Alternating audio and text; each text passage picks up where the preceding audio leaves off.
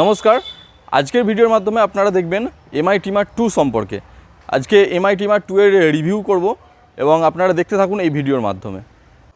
তো এর মধ্যে যে ফিচার্সগুলো আছে, এক নম্বর হচ্ছে 40 লেন্থ সেটিং আছে, 90 মিনিটস হচ্ছে কর্ডলেস ইউজ করতে পারবেন, আর হচ্ছে সবথেকে এটা বড় জিনিস সেটা হচ্ছে ডিজিটাল স্ক্রিন আছে। তো চলুন এটাকে আনবক্সিং করা যাক।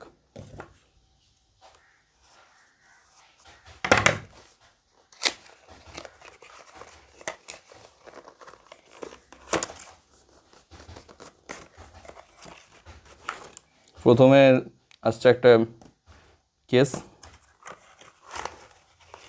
Type C cable, type C একদম, হ্যাঁ টাইপ সি। এটা হচ্ছে ট্রিমারটা, এটা সাইডে রাখি। আর কিছু আছে নাকি দেখি। আচ্ছা, এটা ক্লিনিং ব্রাশ, আর হচ্ছে এটা একটা আছে কোম্ব, এক্সট্রা কোম্ব, ঠিক আছে। তো এটা হচ্ছে মেন ট্রিমারটা। তো এর মধ্যে যেটা আছে 40 লেন্থ সেটিং আছে, মানে প্রতিটা হচ্ছে 0.5 করে আছে। এরকম করে ঘুরিয়ে আমরা অ্যাডজাস্ট করতে পারবো, আপস অ্যান্ড ডাউন করতে পারবো।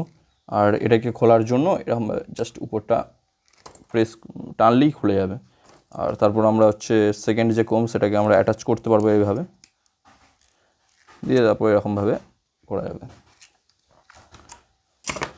তো এটার মধ্যে আরেকটা জিনিস যেটা, এটা কিন্তু ওয়াটারপ্রুফ, এটা হচ্ছে ওয়াটারপ্রুফ আছে।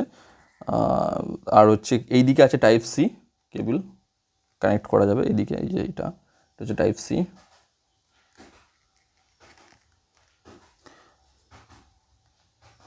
এর মধ্যে ট্রাভেল লক ফিচার্স আছে।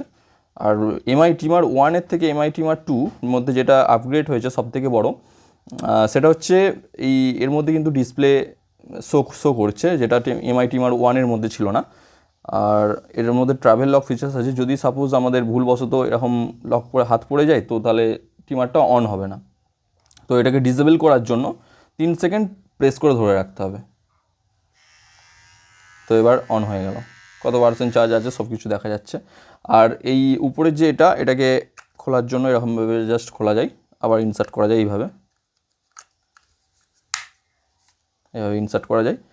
এবং এইভাবে সব থেকে এটা নর্মাল আছে, এটা 0.5-এ কাটবে, ঠিক আছে।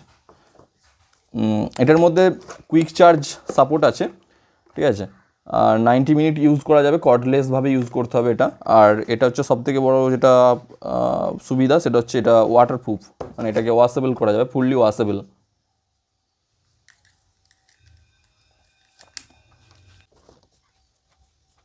এই হচ্ছে অ্যাক্সেসরিজ যেটা আমরা এই এমআই ট্রিমার 2 এর মধ্যে পাবো। দাঁড়িটা কেটে দেখব যে কেমন কাটছে এই ট্রিমারটি। প্রথমে আমি লেন্থ অ্যাডজাস্ট করে নিই, 6 নাম্বারে রাখি।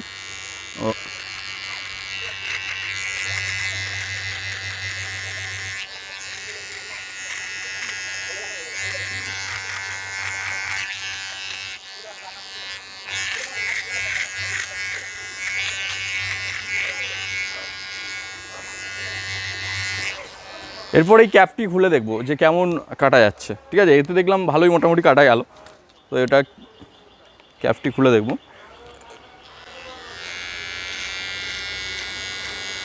নিচেরগুলি এগুলো কাটবো।